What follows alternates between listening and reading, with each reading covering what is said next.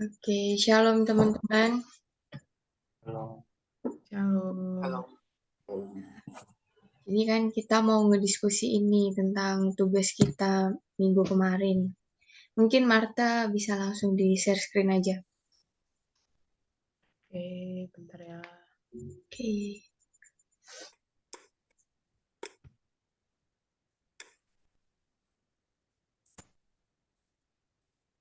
Udah kan? Bentar, belum muncul.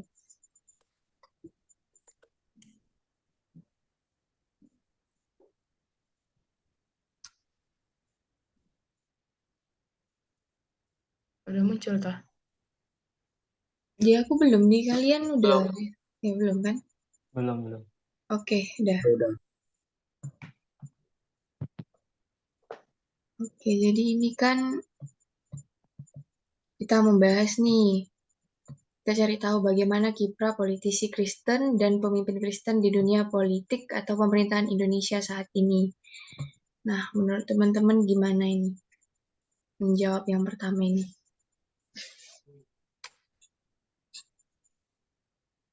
Kita kan kemarin udah nentuin ya, kalau misalnya tokoh politisnya itu Pak Luhut. Mm-mm. Nah, terus Pak Luhut itu waktu masih kecil dia punya satu hal yang dimana orang tuanya itu pernah dibilang kurang mampu gitu. Itu sih cerita-cerita orang Toba pada masanya. Terus kan mereka ada 5 bersaudara. Dan Pak Luhut ini itu anak pertama.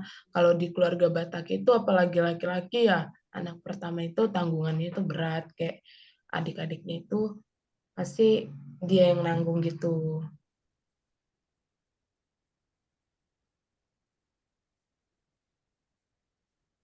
Menurut kalian gimana sih dari informasi yang kalian ambil itu gimana?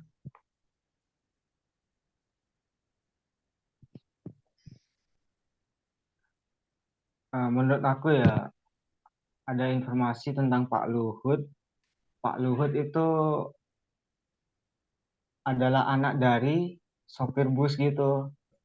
Terus dia juga ekonomi keluarganya juga pas-pasan. Eh, Masa kecil Pak Luhut pokoknya itu gak anu deh, gak apa ya, gak kayak pokoknya gak nyaman deh, bukan dari orang kaya gitu. Terus dia itu katanya sejak kecilnya udah dibiasain dididik gitu sama orang tuanya untuk jujur, untuk tulus, ikhlas, dan untuk gigih begitu. Hingga sampai dia apa ya terjun ke dunia politik gitu. Nah, terus itu juga kalau aku dapat informasi ya, kan Luhut ini TNI. Jadi dia dijuluki sebagai salah satu orang kuat di negara kita ini, guys.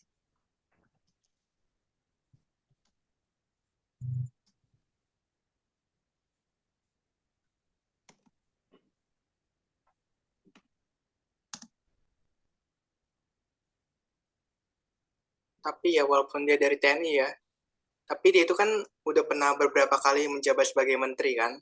Mm-mm. Oh Ada iya. dari menteri koordinator politik hukum keamanan. Sekarang dia juga jadi menteri kemaritiman dan investasi. Menurut aku sih dia itu berarti nggak hanya terfokus di militer ya, tapi dia bisa segala bidang gitu. Kan Ya, jauh banget dari Iya, militer, dari militer. kemaritiman, investasi, habis itu ke keamanan, ke hukum gitu.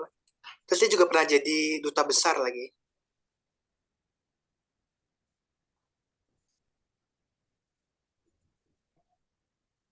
Berarti si Luhut ini ingin menunjukkan gitu ya, kalau misalnya walaupun keluarga aku nggak mampu, tapi aku bisa gitu. Iya, gigih orangnya. Ya aja apa sih yang waktu itu kasus apa ya, yang menteri Menteri Kelautan ya, Perikanan yang korupsi itu ya, yang diberhentiin sama Pak Jokowi tiba-tiba. Kan itu kan langsung kosong kan bangku menterinya, itu kan Pak Luhut langsung jadi menteri sementara. Berarti kan emang dia itu orangnya mampu di segala bidang gitu. Jadi orang kepercayaan. Hmm.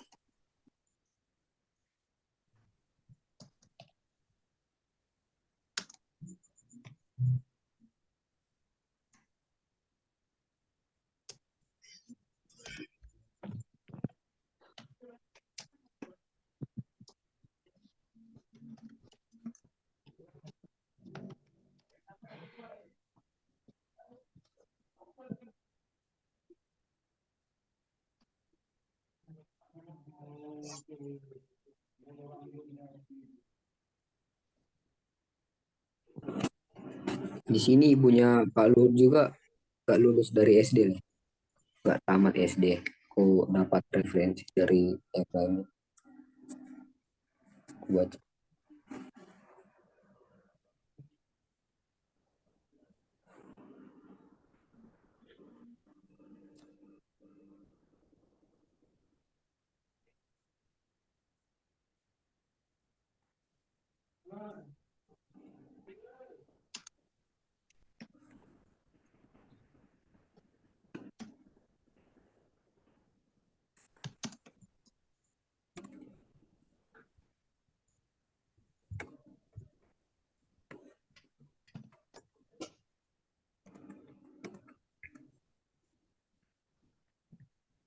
Berarti kalau misalnya dia gigih, dia pemberani, berarti tokoh Alkitab yang cocok sama Pak Luhut itu Yusuf nggak sih? Karena kan Yusuf orangnya itu gigih, terus pemberani. Pemberani. Iya, dia pemberani juga. Iya.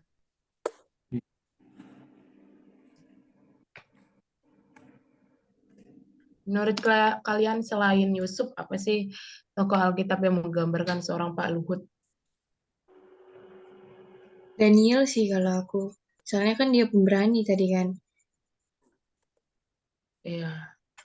Selain Daud, dari itu. Daud juga bisa nggak sih?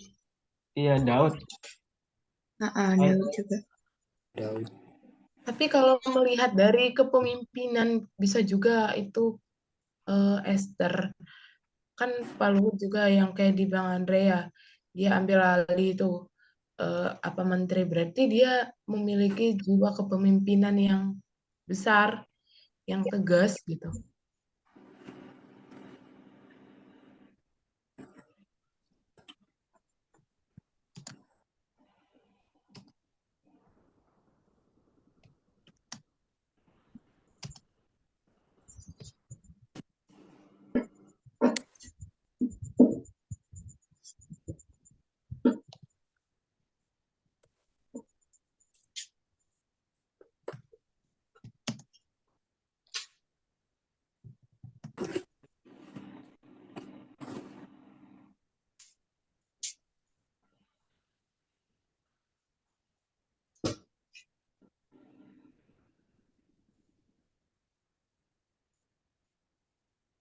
Berarti untuk menjawab pertanyaan, sudahkah Pak Luhut ini memberi warna sesuai teladan tokoh-tokoh Alkitab itu udah ya, seperti yang kayak kita ceritain tadi, kita sebutin ada kayak Yusuf, ada Daud, ada Daniel, ada Esther.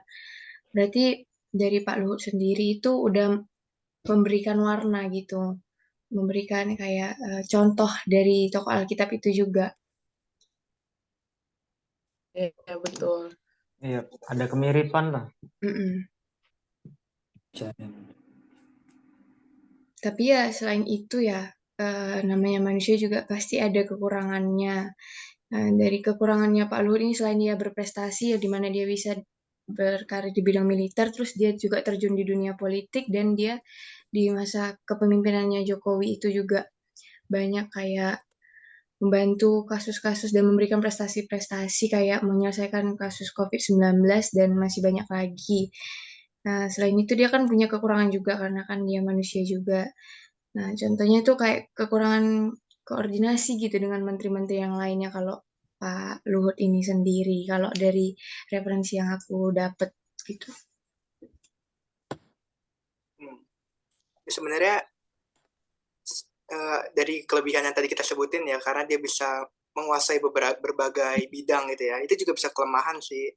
Itu jadi dia kesannya itu ingin berkuasa, ingin menguasai banyak hal gitu.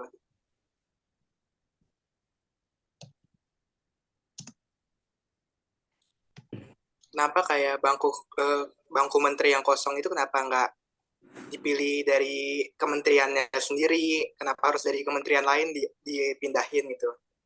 Menjadi double jabatan, Iya, jadi kayak merangkap, dia iya. dia terlalu menguasai banyak jabatan yang sebenarnya nggak perlu dia isi gitu. Terlalu banyak menguasai, ya, benar. Jadi itu kayaknya jadi berpengaruh sama itu ya, sama menjalankan tugasnya. Iya. Karena ini. Di mata orang-orang juga jadi agak gimana gitu. Yes. terlalu mencerminkan bahwa dia orang Batak banget gak sih dalam bicaranya gitu kayak. Aduh. Aku no comment sih kalau yang Batak-Batak itu. Iya, Komen sama sih. sih. Tapi memang iya kalau kita misalnya dengar Pak Luhut itu ngomong ya mencerminkan orang Batak banget. Kayak aduh. Saya bukan orang Batak, maaf. Kayak bukan orang Batak kali. Intinya kayak ngomongnya keras-keras terus Takut salah. Tapi Bu Susi juga keras kok. Keras, Cok. Tapi Bu Susi itu masih mau kayak iya kerasnya itu bukan apa tegas gitu. Kalau Pak Luhut itu memang kayak Batak banget gitu. Oh gitu ya, Mas. Baru tahu loh, Mas. Emang Ahok nggak galak ya? Aku nggak galak. Dia menistai doang, coy. Oh, itu beda konsep.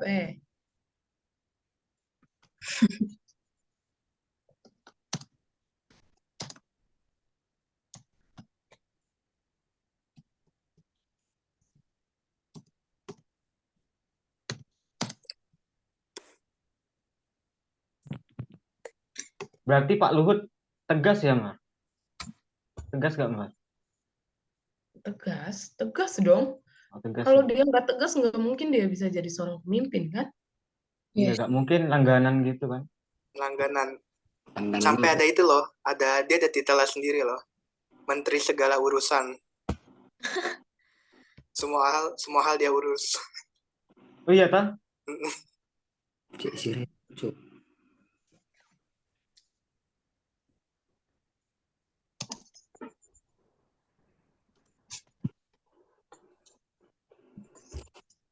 Soal nomor 2 apa, Mon? Kita lanjut ya, udah selesai itu ya. Nah, di masa kini dan mendatang sebagai generasi muda seperti apa yang harusnya kita lakukan? Seperti kayak apa kontribusi yang kita bisa berikan terhadap politik dan pemerintahan di negara kita sendiri. Gitu. Dan ini tuh kayak kita yang sekarang mahasiswa, terus kita setelah tamat dari mahasiswa, nah itu kontribusi apa yang bisa kita berikan. Jadi ada dua, sebagai mahasiswa dan setelah tamat gitu, setelah lulus. Kalau misalkan kita sebagai mahasiswa ya, mahasiswa itu kan sering diberi julukan sebagai agent of positive change, ya kan? Yes. Berarti manusia itu punya kontrol gitu dia. Mahasiswa itu punya kontrol gitu terhadap pemerintah. Jadi kita itu harus peka terhadap kebijakan-kebijakan pemerintah di bidang politik terutama. Kalau misalkan ada yang nggak sesuai dari norma-norma yang sudah ada, kita berhak untuk demo. Yes, benar.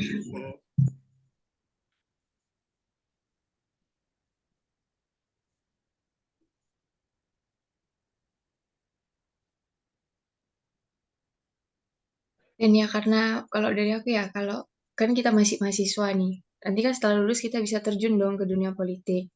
Nah, mumpung kita masih sebagai mahasiswa, cara yang mungkin bisa kita lakukan itu kita mempersiapkan diri dengan sebaik-baiknya untuk mengambil peran dalam proses pembangunan untuk kemajuan bangsa di masa depan dan melakukan apa ya kayak memupuk jiwa kepemimpinan dalam diri kita.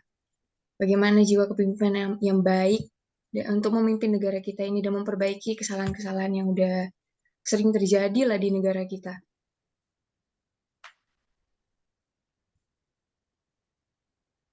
Kalau aku ya mahasiswa itu punya tugasnya itu adalah yang tercantum dalam undang-undang itu loh, yang mencerdaskan kehidupan bangsa dan ikut melaksanakan ketertiban. Mencerdaskan kehidupan bangsa berarti mahasiswa berperan dalam perannya itu mahasiswa itu harus belajar bagaimana caranya kita sebagai anak bangsa bisa membuat atau memajukan Indonesia ke negara yang lebih baik gitu dari sebelumnya. Atau mungkin bisa sih mahasiswa-mahasiswa itu dapat menjadikan Indonesia sebagai negara yang maju, bukan hanya negara yang berkembang. Itu kan salah satu bukti bahwa manusia berperan penting dalam bidang politik. Kalau perdamaian itu yang kayak tadi ya, yang demo. Kalau misalnya masyarakat itu nggak puas akan peraturan dari pihak pemerintah, mahasiswa itu ikut berperan penting gitu. Tapi bukan yang demo asal-asalan gak nentu gitu. Demonya kan juga punya tujuan ya.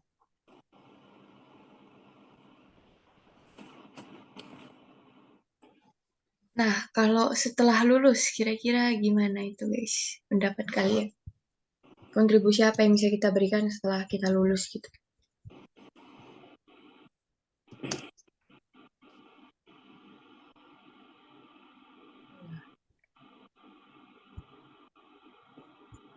Kalau dalam bidang pekerjaan gimana? Ya bisa sih dalam bidang pekerjaan masing-masing gitu ya. Iya, sesuai profesi gitu kan. Kan misalkan bidang aku ya, farmasi gitu. Profesi apoteker itu kan terancam banget itu di politik. Jadi kita itu harus ada perwakilan paling tidak dari apoteker itu harus terjun di dalam politik. Kalau enggak bakal dipandang sebelah mata. Lama-lama digeser terus. Ya, apalagi kayak bidangku ya, matematika murni, bukan yang pendidikan.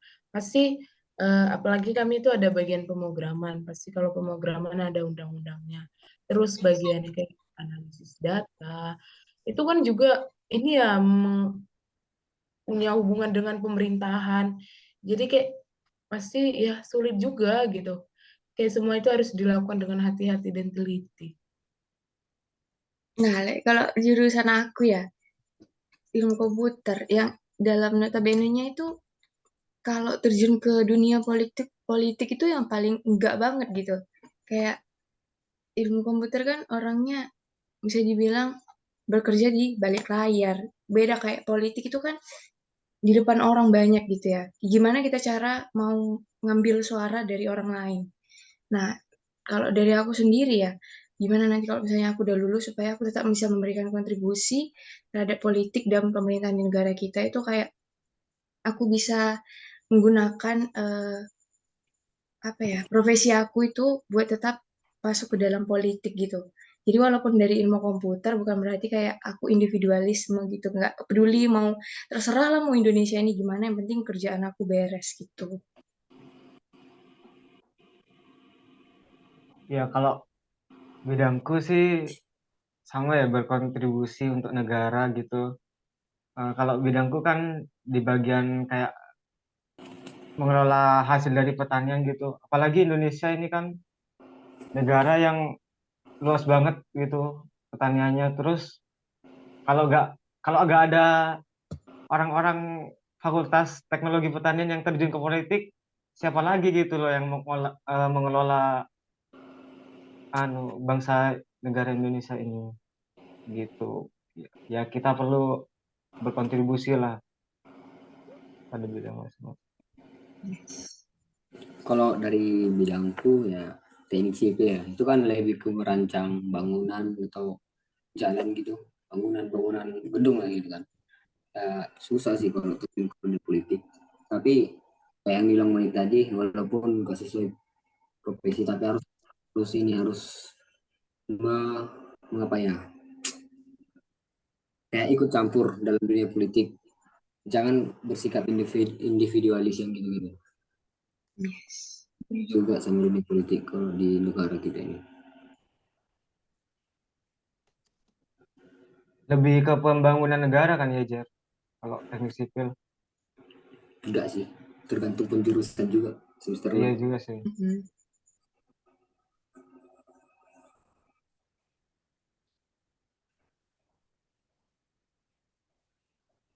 Yaudah, berarti udah kejawab semua ya ini ya teman-teman.